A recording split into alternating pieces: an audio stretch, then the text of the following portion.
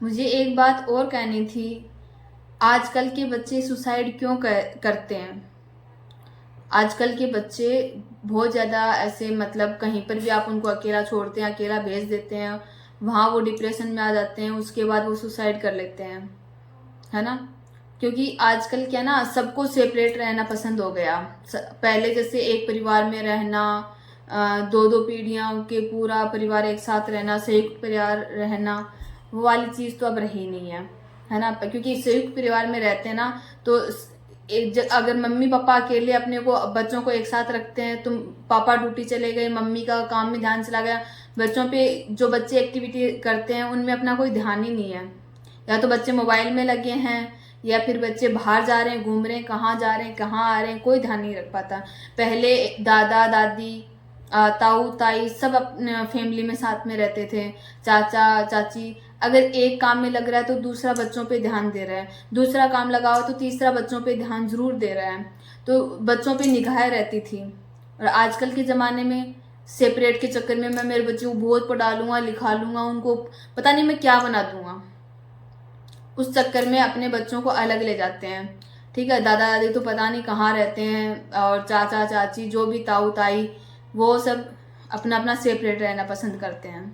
और पूरी सी बातें भी जब पेरेंट्स अपने बच्चों को दूर भेज देते हैं, साथ में रख रहे हैं वो तो अलग बात है, ठीक है, साथ में रख रहे हैं, ध्यान रख रहे हैं, उसके बावजूद भी सुसाइड हो रहे हैं।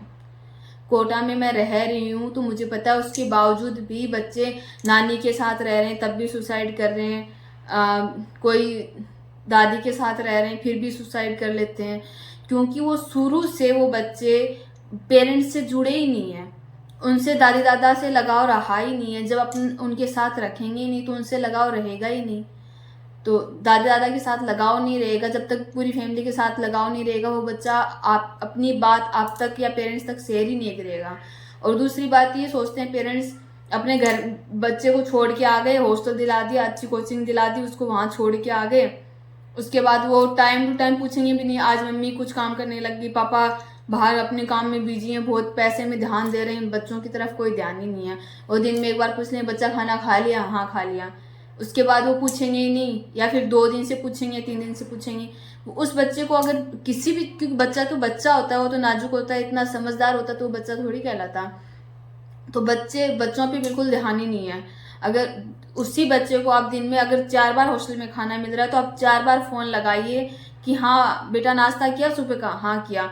हाँ क्लास गए? हाँ गए। नहीं गए? क्यों नहीं गए? कारण जानो। तबीयत खराब है, नीचे जाके बताओ। आप वहां पे हॉस्टल में कोई रह रहा है उनको जाके बताओ।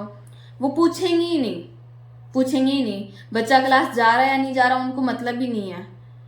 तो बच्चा धीरे धीरे पढ़ाई से अलग होएगा, और धीरे धीरे वो अपने रूम पे रहने लगेगा, डीमोटिवेट होता जाएगा, अपनी प्रॉब्लम भी वो पेरेंट्स को नहीं शेयर करेगा। फिर धीरे धीरे सोचेगा मेरा तो जो काम मैं करने आया था या मैं जिसमें सिलेक्शन लेने आया था वो तो मेरा होगा ही नहीं, अब पता नहीं मेरा क्या होगा।